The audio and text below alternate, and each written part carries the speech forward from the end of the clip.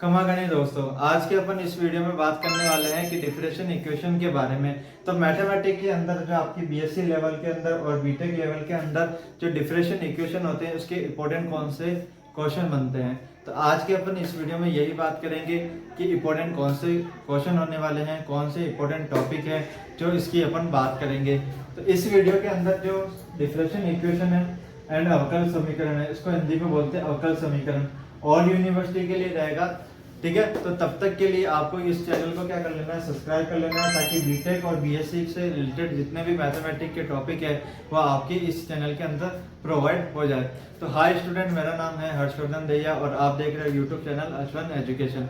ठीक है, तो आज अपन इस वीडियो में बात ये भी करेंगे कि बीएससी के अंदर और बीटेक के अंदर जो डिफरेंशियल इक्वेशन है वो आगे किस तरह से लिखा जाता है, किस तरह से सॉल्व किया जाता है। अगर आपको बेसिक इंटीग्रेशन आता है और बेसिक डिफरेंशिएशन आता है तो ये चैनल आपके लिए बहुत ही मज़ेदार रहेगा और डिफरेंशियल इक्वेशन को बहुत ही अच्छे तरीके से अपन समझने वाले हैं। अगर आपको और भी बहुत सारी जानकारी चाहिए जैसे ग्रुप थ्योरी या फिर पार्शियल डिफरेंशियल इक्वेशन के अंदर भी मैंने वीडियो बना चुकी है, तो आप इस चैनल के अंदर आप देख सकते हो।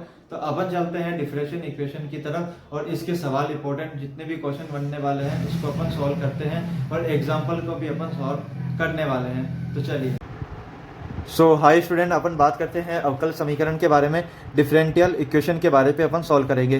तो आज अपन इसी चैप्टर का और इसी बुक का अपन सेकंड चैप्टर लेने वाले हैं। तो चलते हैं अपन सेकंड चैप्टर के अकॉर्डिंग। तो फर्स्ट चैप्टर तो हमने कर ही लिया था, आज अपन सिर्फ सेकंड चैप्टर के अंदर बात करेंगे। अच्छा, सेकंड चैप्टर के अंदर आपका रहता है chapter number second, differential equation of first order and first degree. इसको हिंदी में बोला जाता है प्रथम कोटि एवं प्रथम घात बोला जाता है। अच्छा, आपने कभी एक बात नोटिस की होगी कि डी वाई डी एक्स जब आता है तो उसको डिफरेंशिएशन करते हैं और del y upon del x आता है तो उसको पार्शियल डिफरेंशिएशन में इक्वेशन में आपको सॉल्व करना होता है। कुछ इस प्रकार से मैंने दे रखा है, ये देखो। ठीक है, आज अपन बात करने वाले हैं सेकंड चैप्टर का बेसिकली आप डिफरेंशियल इक्वेशन तो आप जानते हो कि किस प्रकार से डिफरेंशिएशन किया जाता है समीकरण को। आज सिर्फ अपन इस वीडियो के अंदर चरों को पृथक करने की समझेंगे, यानी कि पैरेललेशन ऑफ वेरिएबल्स। बस इसी टॉपिक के अंदर अपन बात करने वाले हैं। इस टॉपिक के अंदर ये स्टैटिक रहती है कि आप सबसे पहले चरों को पृथक कैसे किया जाता है, यानी कि आपको क्या करना होगा, पहले आप क्वेश्चन को समझोगे ना तो उसकी जो बैकग्राउंड की जो चीज़ें होगी वो आपको ऑटोमेटिक चीज़ें क्लियर हो जाएगी किस प्रकार से ये चीज़ें क्लियर होती है। तो सबसे पहले तो अपन ये बात करते हैं कि पृथक कैसे करें, यानी कि चरों को, वेरिएबल को पृथक कैसे किया जाता है। सबसे पहले वेरिएबल होता है आपका x और एक y। अगर LHS के अंदर x और RHS के अंदर y है या दोनों साथ में है तो आपको x को अलग रखना पड़ेगा और एक y को भी अलग रखना पड़ेगा। तो सबसे पहले अपन वेरिएबल के अंदर सारी चीज़ें समझ लेते हैं कि पृथक कैसे किया जाता है। तो पहला एग्जांपल अपन लेके देखते हैं, उसके बाद स्टेप बाय स्टेप आपको सारी चीज़ें क्लियर हो जाएगी कि मैं इसको किस प्रकार से सॉल्व कर रहा हूँ। तो सबसे पहले अपन इसका सवाल डालते हैं और स्टेप बाय स्टेप एक बार सॉल्व करके देखते हैं। तो सबसे पहले मैं एग्जाम्पल डाल देता हूँ उसका, अब इसको अपन सॉल्व करते हैं। ठीक है, तो पहला क्वेश्चन आपको दे रखा होता है, आपको हल करना है। हल किसका करना है, 1 प्लस एक्स स्क्वायर फिर bracket d y equal to 1 plus y square bracket d x का करना है। तो दोस्तों पहले आप एक बार नोटिस करो कि यहाँ पर दोनों साइड में ब्रैकेट आपको जरूर दे रखा है। बेसिकली ये आपको ब्रैकेट जरूर दे रखा है और इसी ब्रैकेट के अंदर आपका 1 प्लस एक्स स्क्वायर और 1 प्लस वाई स्क्वायर दे रखा है और यहाँ पर डी वाई है और यहाँ पर डी एक्स है। तो सबसे पहले यही तो चीज़ आती है कि आपको पहले पृथक करना पड़ेगा, यानी कि इसको सेपरेशन करना पड़ेगा और सेपरेशन ऑफ वेरिएबल करने के बाद में ही आपको पता चलेगा कि आपको किस प्रकार का डिफरेंशिएशन करना है। ठीक है, सबसे पहले अपन चरों को पृथक करने के लिए तो पहले अपन आंसर सॉल्व करते हैं। तो मैंने यहाँ पर सॉल्व लगाया, अब इसको सॉल्व करते हैं। ठीक है, सॉल्व कैसे करेंगे, सबसे पहले तो अपन लिखेंगे x और y को अलग करने पर, जब भी आप एग्ज़ाम में बैठो तो ये चीज़ें तो आपको जरूर लिखनी है कि एक्स वाई को कैसे अलग किया जाता है। तो ये आपको लिखा। अब देखो यहाँ से तो मेरे को मिल रहा है डी वाई डी एक्स मिल रहा है, यानी कि डी वाई आपको मिल रहा है अच्छे से, ये मैंने ले लिया। अब आपको क्या करना, मतलब कि कहने का मतलब यह होता है कि सिंपल में कि आपको डी वाई की टॉपिक अलग रखने हैं और डी एक्स का टॉपिक अलग से रखना है। तो बस डी वाई रखा, उसके बाद में अपॉन लगाना है और x की वैल्यू x के साथ में, यानी 1 प्लस वाई स्क्वायर हो गया, ये चीज़ क्लियर है। उसके बाद में इजिकल टू, अब dx की चीज़ें dx में, यानी dx ले लिया और यहाँ पर 1 प्लस एक्स स्क्वायर अलग से हो गया। अब आगे चलते हैं। अब आगे अपन क्या करेंगे कि दोनों तरफ आपको अब इंटीग्रेशन करना, सॉरी इंटीग्रेशन आपको करना होगा, दोनों तरफ आपको इंटीग्रेशन करना है। तो बस लगा देना है दोनों तरफ समाकलन करने पर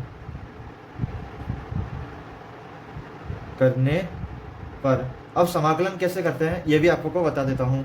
तो सबसे पहले अपन क्या करेंगे, इसी का समाकलन कर लेंगे divide upon 1 plus y square का, ठीक है। यहाँ पर भी इंटीग्रेशन होगा, dx upon 1 plus x square का इंटीग्रेशन होगा। अब अपन जानते हैं कि इसकी जो वैल्यू होती है ना, dy अपॉन 1 प्लस वाई की स्क्वायर की जो वैल्यू होती है ना, वो किस प्रकार से निकाली जाती है, तो ये भी अपन जान लेते हैं। तो सबसे पहले तो अपन इसको इस प्रकार से भी लिख सकते हैं कि यह वैल्यू जो है वो integration 1 upon 1 plus T square और डी टी के बराबर दिखता है। जब भी आपको एग्ज़ाम के टाइम में, मतलब ये जो इक्वेशन है वो मेरे को 1 अपॉन 1 प्लस टेन स्क्वायर और डी टी के बराबर दिख रहा है मेरे को, तो इसको मैं क्या करूँगा, जब भी आपको इस प्रकार की लैंग्वेज दिखे या इस प्रकार की इक्वेशन लिखे, तो इसको आपको क्या करना है, इसको आपको मानना है टेन इनवर्स और टी मानना है। यानी कि अब हमारा जो ये क्वेश्चन जो होगा ना, तो इसको मैं कैसे लिख सकता हूँ, अब इसी को मैं सॉल्व कर रहा हूँ यहाँ पर, ठीक है। ये तो मैंने फॉर्मूला बता दिया कि फॉर्मूला ये कहता है, फॉर्मूला है ये, ठीक है। तो फॉर्मूला ये कहता है कि इंटीग्रेशन जब आप 1 अपॉन 1 प्लस टी स्क्वायर और अपॉन टी डी टी का करते हो तो टेन इनवर्स टी होता है। तो आपको क्या करना होगा कि आगे वापस से इसका इंटीग्रेशन करने के लिए आप रख सकते हो कि इसका ये होगा टेन इनवर्स वाई होगा, जैसे यहाँ पर टी हुआ था यहाँ पर इसका वाई हो जाएगा, ठीक है दोस्तों। अब आगे देखो, अब आगे अपन क्या करेंगे, अब इसका भी निकाल देंगे, इसका भी क्या होगा, टेन इनवर्स और एक्स हो जाएगा, और लास्ट में प्लस लगता है, और सी किस लिए लगता है, कॉन्स्टेंट के लिए। ये तो आपने बेसिक इंटीग्रेशन में आपने जाना था कि कॉन्स्टेंट क्या होता है, ठीक है। कॉन्स्टेंट मैं रखूँगा। अच्छा, इसका कॉन्स्टेंट जो है ना वो आप टेन इनवर्स में भी रख सकते हो, कोई दिक्कत नहीं है, टेन इनवर्स कॉन्स्टेंट हो गया, ठीक है। अब आगे चलते हैं। अच्छा, इसका कारण भी आपको बता देता हूँ कि इसको मैंने कॉन्स्टेंट ही टेन इनवर्स कॉन्स्टेंट सी में क्यों रखा है। तो इसका मतलब ये होता है कि आपका जो समाकलन है ना, आपका जो समाकलन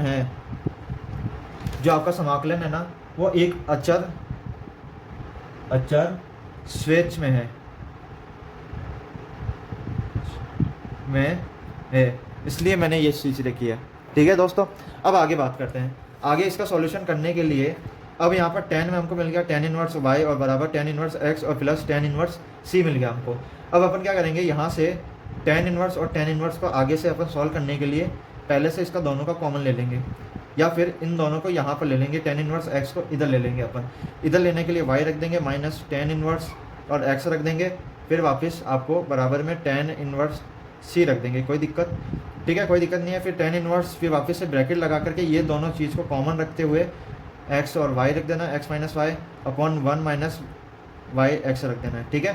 फिर बराबर टेन इनवर्स कॉन्स्टेंट रख देना है, ठीक है दोस्तों। अब यहाँ पर देखो, यहाँ पर भी टेन दिख रहा है और यहाँ पर भी टेन दिख रहा है, तो कटेगा बिल्कुल y x upon y minus x और 1 प्लस, सॉरी दोस्तों यहाँ पर प्लस होगा वाई और ये एक्स हो गया, ठीक है दोस्तों।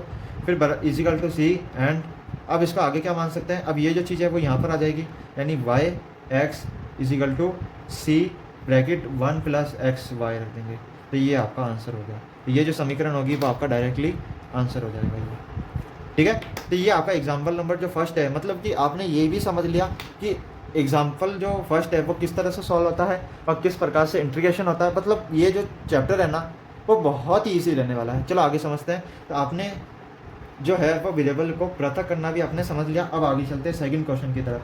अब सेकंड क्वेश्चन आप अपनी बुक में से देख सकते हो कि 3y प्लस 1 भी रख सकते हो और cos x dx plus e y और sine x dy is equal to 0 भी रख सकते हो, कोई दिक्कत नहीं है दोस्तों। तो दोस्तों अब आगे अपन इसको सॉल्व करने के लिए वापस से चीज़ समझेंगे। अब मैंने क्वेश्चन डाल दिया है e y plus 1 cos x और dx plus e y sine x और dy इज इक्वल टू 0। अब आगे इसी तरह से जैसे हमने फर्स्ट में रखा था कि x और y को अलग रखने पर, यहाँ पर भी सेम आपको चीज़ डालनी है कि x और y को अलग रखने पर। यहाँ पर मैं सॉल्व कर रहा हूँ इस चीज़ को, ठीक है। तो y और x को अलग करने पर, इन दोनों के वेरिएबल को अलग रखना है करने पर, अब दोनों का अलग रखने का रीज़न तो आपको मालूम ही है, क्योंकि चैप्टर ही यही कहता है कि पहले आप x और y को समीकरण में अलग करो। तो सबसे पहले अपन अलग करते हैं, उसके बाद में अपन क्या करेंगे, अलग करने के लिए यहाँ से मेरे को cos x और dx दिख रहा है, तो बस उसी चीज़ को आपको लिखना है। तो cos x, ठीक है, यहाँ से भी ये sin x है, तो ये भी क्या होगा, sin x हो जाएगा, यानी x वाली चीज़ x में और y वाली चीज़ RHS में आ जाएगी, ठीक है। फिर उसके बाद में dx बराबर वापस से माइनस में, ये रहा माइनस में ई वाई, ये रहा ई वाई अपॉन, क्योंकि ये चीज़ RHS में आ गई 11 के इक्वल के इस तरफ आ गई, इसलिए ये माइनस में गिना जाएगा। फिर ई वाई प्लस 1 और डी वाई में रखा जाएगा, ठीक है। फिर आगे क्या करेंगे, आगे इसका समाकलन कर देंगे, करने पर इसका समाकलन अपन कर लेंगे। तो समाकलन कैसे, इंटीग्रेशन डालो और cos x upon sin x, ठीक है, डन। फिर x is equal to and integration minus में बाहर से और e y upon e y plus 1 और डी वाई में रखना है, ठीक है दोस्तों। अब आगे चलते हैं, अब आगे इसका इंटीग्रेशन किस प्रकार से होता है। आगे अपन क्या करेंगे, आगे अपन क्या करेंगे कि यहाँ पर अपन सबसे पहले तो LHS को सॉल्व करते हैं, इंटीग्रेशन, ठीक है। हमारा इंटीग्रेशन क्या था, इंटीग्रेशन cos x और sin x और dx था। जब भी साइन और cos की बात आती है तो अपन क्या करते हैं कि वो log में हो जाता है। अगर sin x अपन और cos x है तो अपन उसको log में लिखेंगे। अब मैं आपको ये रीज़न बताता हूँ कि इसको log में कैसे और क्यों लिखा जाता है। इसको अपन इसलिए लिखते हैं कि जब भी अपन sin x का डिफ्रेंशिएशन करते हैं, अवकलन करते हैं, तो उसका क्या होता है, cos x होता है। जब अपन cos x और sin x को अपॉन में लिखेंगे तो वो क्या हो जाएगा, log हो जाएगा, बिल्कुल। अब अपन RHS को सॉल्व करते हैं। RHS हमारा क्या था, इंटीग्रेशन माइनस में e y upon e y plus 1 और डी वाई में था, ठीक है दोस्तों। अब अपन को मान लेते हैं, इसको अपन मान लिया कि अब जो चीज़ें होगी ना, अब वो क्या होगी कि अपन को मान लेते हैं कि माना कि z बराबर e y plus 1 and d z is equal to e y upon d y, यानी कि इसको मैंने मान लिया है ओनली फॉर डी जेड और इसको मैंने मान लिया है जेड, ठीक है दोस्तों। अब आगे बात करते हैं, अब आगे किस प्रकार से सॉल्व किया जाता है। अब आगे सॉल्व करने के लिए वापस से इंटीग्रेशन लगा देंगे, मतलब जो जिसका मान मैंने जो रखा है वो चीज़ अपन डायरेक्टली लगा देंगे। तो डी जेड अपॉन जेड, ठीक है। अब इजिकल टू लेते हैं, इजिकल टू में क्या होगा, माइनस लॉग हो जाएगा। जब अपन डिफ्रेंशिएशन करते हैं किसी भी एक पर्टिकुलर ऑब्जेक्ट का, तो उसका ऑब्जेक्ट जो होता है ना, इंटीग्रेशन जो होता है ना, उसकी सॉल्विंग जो होती है ना, वो क्या होती है, लॉग आती है। इंटीग्रेशन नहीं होगा, सॉरी, ये यहाँ पर लॉग होगा और यहाँ पर माइनस दे रखा था तो ये माइनस हो जाएगा एंड जो जेड था वो जेड हो जाएगा। अब अपन क्या करेंगे, जेड की वैल्यू रख देंगे, यानी माइनस का लॉग और ये यहाँ पर आ जाएगा ई वाई प्लस 1। तो ये इक्वेशन आपकी फर्स्ट बन जाएगी, यानी कि मेरा जो RHS है वो सॉल्व हो चुका है। और ये जो होगी ना मेरी चीज़ें, ये हो गई मेरी फर्स्ट इक्वेशन हो जाएगी, ये मेरी फर्स्ट हो जाएगी इक्वेशन और ये मेरी सेकंड इक्वेशन हो जाएगी। सॉरी दोस्तों, इसको सेकंड मान लेते हैं, ठीक है। अब समीकरण 1 व 2 से, 1 व 2 से, अब 1 व 2 से कैसे करेंगे, इन दोनों को जोड़ेंगे, यानी कि ये फर्स्ट लॉग साइन एक्स और एक लॉग ई वाई प्लस 1 को रखेंगे, यानी लॉग रखा, फिर हमने ब्रैकेट लगा के साइन एक्स रखा, फिर इजिकल टू लिखा, फिर माइनस कॉ लॉग, फिर ई वाई और प्लस 1 लिखा, फिर प्लस लॉग लिखा और ये सी हो गया, ठीक है। उसके बाद में अपन क्या करेंगे, वापस से लॉग रखेंगे और साइन रखेंगे, एक्स रखेंगे, इसको इस प्रकार लेके आ जाएंगे, प्लस लॉग और ई वाई प्लस 1 रख देंगे और इजिकल टू क्या हो जाएगा, लॉग सी में हो जाएगा, ठीक है दोस्तों। अब अपन लॉग का नियम जानते हैं कि इसको मैं ए मान सकता हूँ और इसको बी मान सकता हूँ। तो इसका एक फॉर्मूला भी लगता है कि जब अपन लॉग और ए और बी का जब अपन करते हैं तो वो क्या होता है कि लॉग ए होता है और प्लस एक लॉग और बी होता है, मतलब इन दोनों को जोड़ने के बाद में इस तरह से लिखा जाता है। तो इसी तरह से अपन इन दोनों को जोड़ देते हैं, यानी कि अब आपका जो चीज़ आएगी वो क्या आएगी, लॉग, ठीक है। यहाँ से मैंने साइन ले लिया, ये साइन एक्स हो गया, फिर प्लस ले लिया मैंने वापस से, ये रखो प्लस, फिर ई वाई ले लिया, है ना, इसको ब्रैकेट में भी रख सकते हो, कोई दिक्कत नहीं है, इसको ब्रैकेट में रख देंगे, ये 1 हो गया और इजिकल टू आपका लॉग हो गया, ठीक है, लॉग सी हो गया। अब यहाँ से देखना कि आपका यहाँ पर भी ब्रैकेट और यहाँ पर भी ब्रैकेट लगा सकते हो, ठीक है। अब अपन क्या करेंगे, लॉग से लॉग कट गया, यानी आपका आंसर क्या बचेगा, साइन एक्स और ब्रैकेट में ई वाई प्लस 1 और इजिकल टू सी बच जाएगा। तो यही आपका फाइनल आंसर हो जाएगा। तो दोस्तों आपको ये हाई होप मैं समझ पा रहा हूँ कि आपको अच्छे से समझ पा रहा होगा। अब आगे चलते हैं, थर्ड सवाल भी, एग्जाम्पल भी अपन समझ लेते हैं कि थर्ड एग्जाम्पल किस तरह से लिया जाता है। तो अपन थर्ड एग्जांपल की ओर चलते हैं और इसको स्टेप बाय स्टेप समझते हैं कि वापस से dy और dx रखते हैं और इज इक्वल टू में e x माइनस वाई और प्लस एक्स स्क्वायर और e माइनस वाई रखते हैं। ठीक है दोस्तों, अब आगे अपन क्या करेंगे, आगे वही जो चीज़ मैंने पहले बताई थी, दोनों तरफ से अपन पृथक कर देंगे। तो ये आपको अपने अनुसार करना है, तो मैं इसको डायरेक्टली लिख देता हूँ। ठीक है, ये आप अपने हिसाब से लिख सकते हो। अब मैं डायरेक्ट लिख देता हूँ। डायरेक्ट क्या लिखूंगा कि मैं इसको अब x और y को एक तरफ रखना है और y को अलग रखना है। तो मेरे को यहाँ से EY मिल रहा है। ठीक है, तो मैंने क्या करा, EY की चीज़ें अलग रख दी। ठीक है दोस्तों, अब उसके बाद में क्या करना है, इसका dy dx रख देना है। मतलब कि आपको इस इक्वेशन के अंदर एक छोटा सा लॉजिक आपको लगाना पड़ेगा, यानी आपको इस इक्वेशन में दोनों साइड से, यानी कि यहाँ पर भी e की पावर y और यहाँ पर भी e की पावर y से दोनों तरफ से गुना करना पड़ेगा। तो मैंने दोनों तरफ गुना करने के लिए EY का यूज़ किया है और यहाँ से dy dx लगा दिया है। ठीक है दोस्तों, अब अपन आगे बढ़ेंगे।